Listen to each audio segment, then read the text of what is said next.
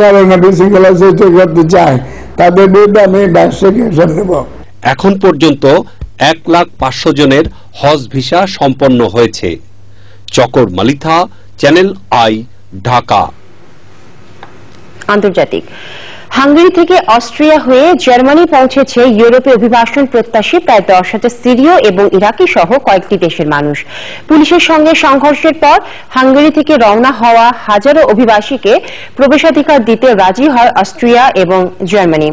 মিউনিখে অভিবাসন প্রত্যাশী দলটিকে উল্লাসধ্বনিতে বরণ করে নিয়েছে জার্মানরা। এবছর 8 লাখ অভিবাসীকে রাজনৈতিক আশ্রয় দেওয়ার ইঙ্গিত দিয়েছে জার্মানি। আরো জানাচ্ছেন আলিম আজরাজি। মানসিক আর শারীরিক নিপীড়ন কোনোটাই দমাতে পারেনি হাঙ্গেরিতে আটকে থাকা কয়েক হাজার অভিবাসন প্রত্যাশীকে। বেঁচে থাকার জন্য তাদের মরণপণ ইচ্ছার কাছে হার মেনে সীমান্ত খুলে দিতে বাধ্য হয় হাঙ্গেরি। সাগর তীরে ভেসে ওঠা আইলামের মৃতদেহ প্রকাশিত হওয়ার পর ব্যাপক সমালোচনার মুখে ইউরোপীয় ইউনিয়নের দেশগুলোর অভিবাসন নীতিতে পরিবর্তনের ফলে তাদের নতুন ঠিকানা। অভিবাসন প্রত্যাশীদের গ্রহণে রাজি হয়েছে জার্মানি। এরই মধ্যে জার্মানির মিউনিখে পৌঁছেছে অনেক অভিবাসী। জার্মানি ও অস্ট্রিয়া অভিবাসন প্রত্যাশীদের আশ্রয় দেওয়ার ঘোষণার পর হাঙ্গেরির রাজধানী বুদাপেস্টের কেলাটি রেল স্টেশন থেকে অভিবাসীদের জন্য বাসের ব্যবস্থা করা হয়। ট্রেনে যেতে না পেরে যারা পায়ে হেঁটে যাচ্ছিলেন তাদের জন্য বাস দিয়েছে হাঙ্গেরি। কিছুটা ইতিবাচক উদ্যোগের মধ্যে ইউরোপীয় ইউনিয়নভুক্ত দেশগুলোকে 2 লাখ অভিবাসী নেওয়ার আহ্বান জানিয়েছে জাতিসংঘ। গণ স্থানান্তর কর্মসূচির আওতায় এই অভিবাসীদের নিতে আহ্বান জানানো হয়েছে।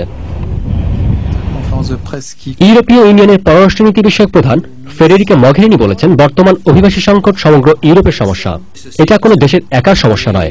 অভিবাসী সংকট সমাধানে ইউরোপীয় ইউনিয়নের সব দেশকে একজোট হয়ে কাজ করার আহ্বান জানিয়েছেন তিনি।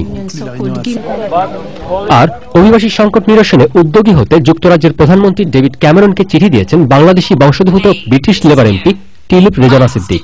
সংকট মোকাবেলায় আন্তর্জাতিকভাবে বাস্তব ভিত্তিক কর্মসূচি গ্রহণের জন্য উদ্যোগী হতে ব্রিটিশ সরকারের প্রতি আহ্বান জানানো হয়েছে চিঠিতে।